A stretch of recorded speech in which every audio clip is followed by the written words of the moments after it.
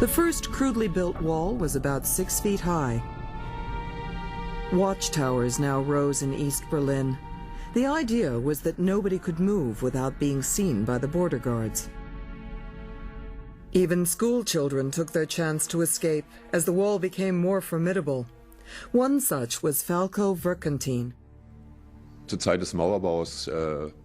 When the wall was built, I was nearly 17 years old. It was a big surprise, a nightmare for me, when I switched on the West Berlin radio on Sunday, 13th of August, to listen to the news, and I heard this terrible announcement. From that day on, I had only one thought, and that was the thought of escaping. Falco and a young friend carefully chose the time and place and made their way towards the wall. A lone border guard walked by so close that he might have seen the boys. But a single guard could turn a blind eye. If he had been with another soldier, he might not have trusted his colleague and would have not been able to look the other way. After 20 minutes, the boys made it to a fence.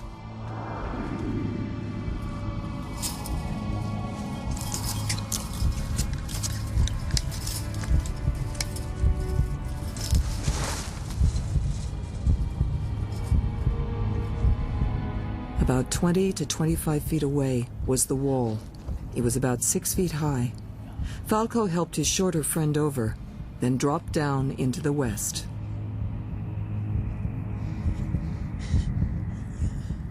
Es war natürlich ein unendliches Gefühl der Erleichterung. As you might expect, I had a great sense of relief and happiness.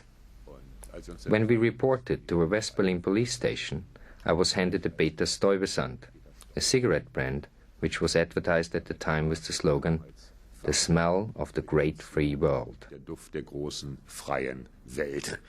Das passte. Ironically, it was very fitting. So the wall was not impregnable.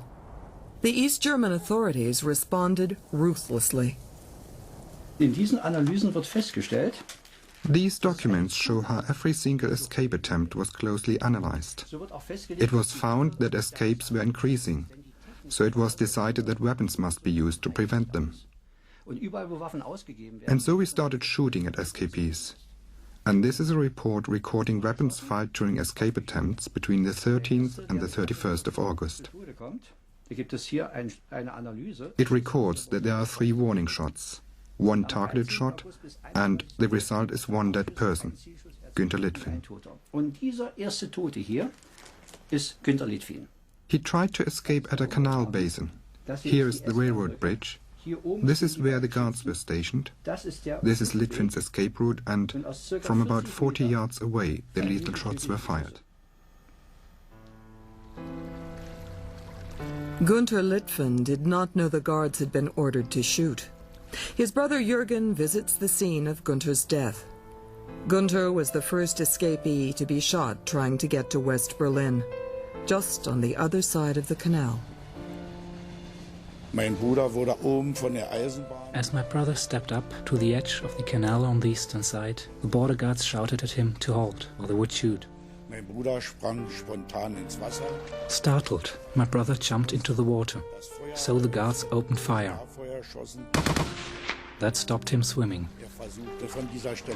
He tried to dive under the water a couple of times, but that didn't work, so he put his hands up and was shot in the neck.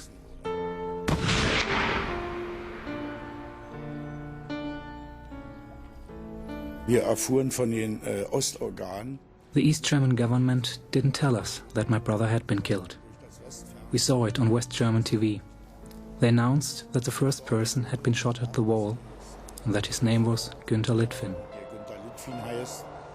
The next day, I went to the coroner's office to see if what had been reported on West German TV was true. They refused to let me see my brother to identify him. Man zeigte mir den Bruder nicht, ihn zu identifizieren, sondern sagte noch, wenn der sagt... They insisted the coffin would have to remain sealed for the funeral.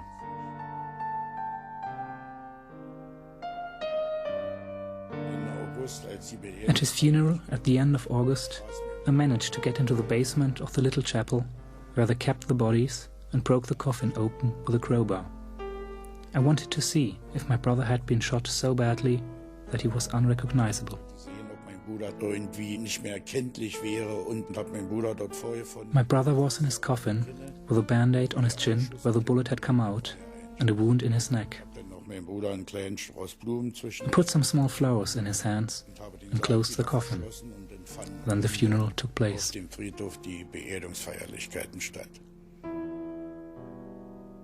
Gunther Litvin's death was not widely publicized, but a few months later, another shooting would happen in the full glare of worldwide publicity. The victim this time was a teenager named Peter Fechter.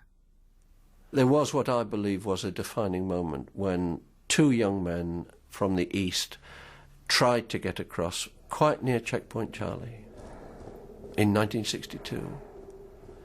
One got across and the other was shot down, a young man called Peter Fechter, against the wall and was left to bleed to death.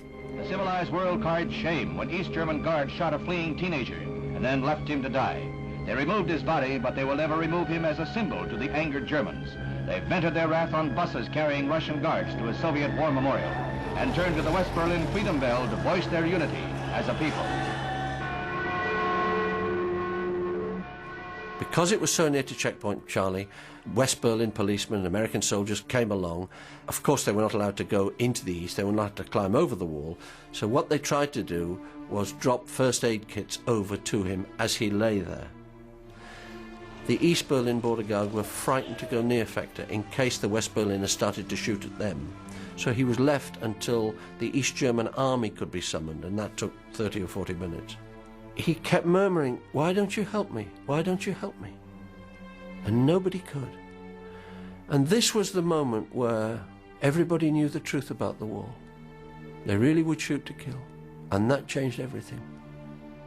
East Germany's leader, Walter Ulbricht, was now presented with a problem.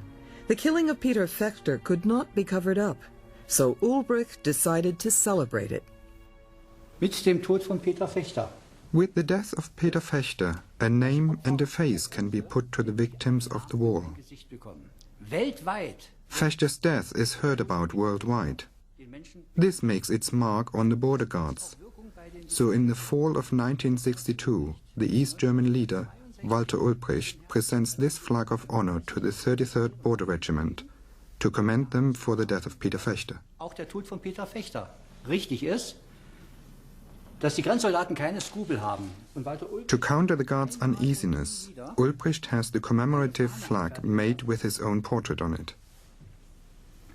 Auf der sein eigenes Porträt drauf ist. This was his way of indoctrinating the guards to continue using their weapons to stop escapees.